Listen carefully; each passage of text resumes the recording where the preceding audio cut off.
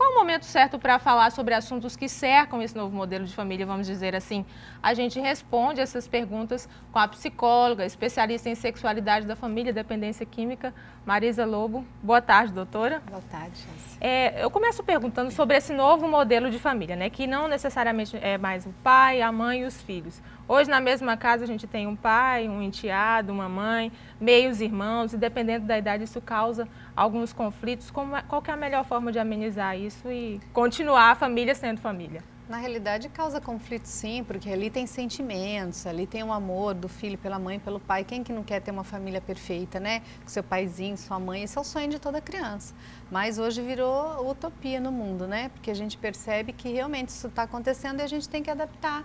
E tem felizmente, a gente tem um instrumento muito grande que é o diálogo. Tudo que é conversado, tudo que é explicado para uma criança, explicado com muito amor, com muita tolerância, com muito carinho, resolve muitos conflitos. Os conflitos vão existir sim, mas é necessário que se converse, dialogue. Dialogar é você escutar a razão do outro. Normalmente a gente acha que filho não tem razão, que criança tem razão, ele está sofrendo. Afinal de contas, foi tirado um ente querido da família, foi colocado outro no lugar, aí vieram outros irmãos que tomaram o seu lugar. Então a melhor maneira sempre de resolver isso é continuar com a mesma família tradicional. Seria esse o modelo ideal na realidade, né? É partir para encontro de casais, é você tentar fazer de tudo para conservar aquela família. Mas hoje parece que a sociedade prefere qualquer probleminha, separar.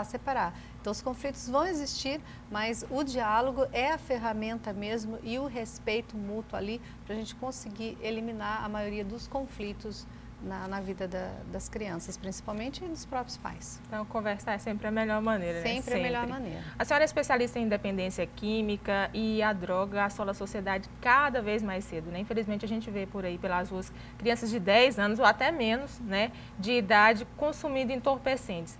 Muito se fala que isso é falta de orientação em casa, né?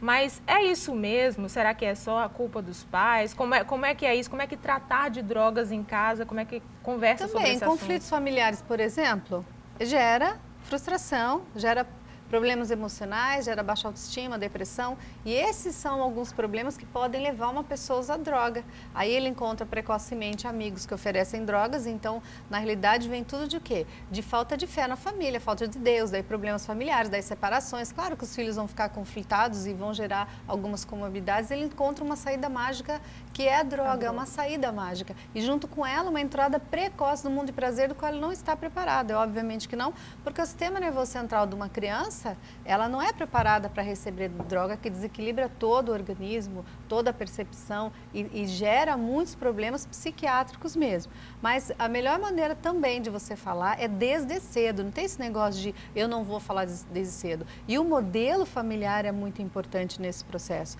Pais que fumam, que bebem, que usam drogas, podem levar os filhos a repetir os seus modelos. O modelo em casa é copiado.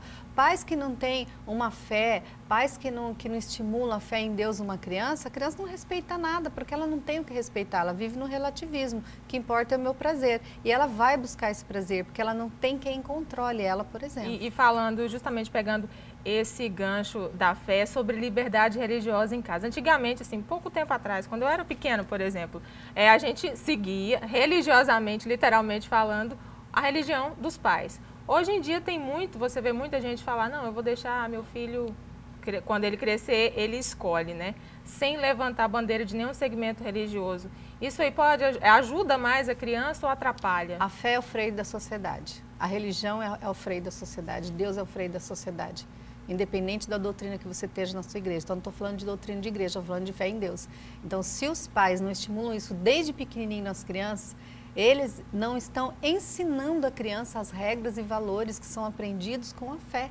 Então, eu creio, na minha opinião, como profissional e como mãe, como uma pessoa, uma líder de sociedade, que principalmente hoje, onde as drogas estão dessa maneira aí, assolando a nossa sociedade, o nosso freio ainda é, e graças a Deus que é, a fé em Deus mesmo.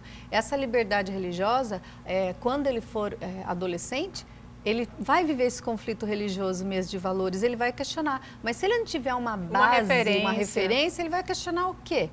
Os pais têm a obrigação de gerar boas escolhas nos filhos e gerar essa questão da fé, de ensinar que existe Deus, ensinar que existe fé, um poder superior a elas, capaz de devolver a sanidade, de ensinar, de instruir. Nós não conseguimos dar valores sem essa referência. Deus é referência.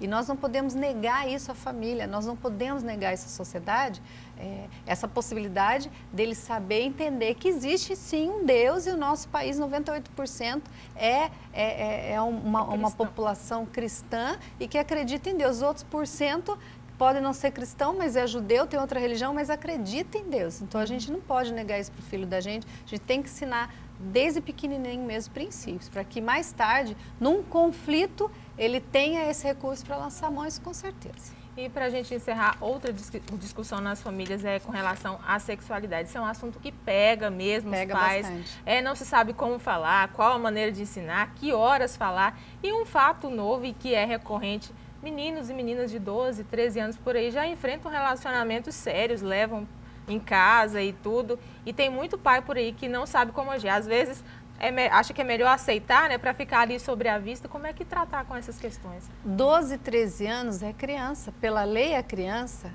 E o sistema nervoso central, a gente sempre volta a ele, não está preparado. Significa que biologicamente a criança não está preparada e a criança está tendo relação sexual com 11 anos. Então, minha filha não namorou com 12 anos, porque é minha filha e eu não vou não permitir isso, porque é muito criança. Agora, é claro que as crianças se apaixonam, aquele namorico. Então, se você conversar bastante, se você sempre a questão do diálogo junto, se você esclarecer, se você tomar cuidado, monitorar e deixar uma coisa bem infantil, a nível assim de infantil, porque eles são crianças, não estimular precocemente, não vejo problema nenhum. Agora, o problema que está acontecendo é essa estimulação, até pela mídia mesmo, pela sociedade, e que a criança já se acha no direito de querer namorar e até ter relações sexuais com 12 anos. 12 anos, minha filha era neném, brincava de bonequinha. Imagino que eu vou deixar um marmanjo namorar minha filha com 12 anos.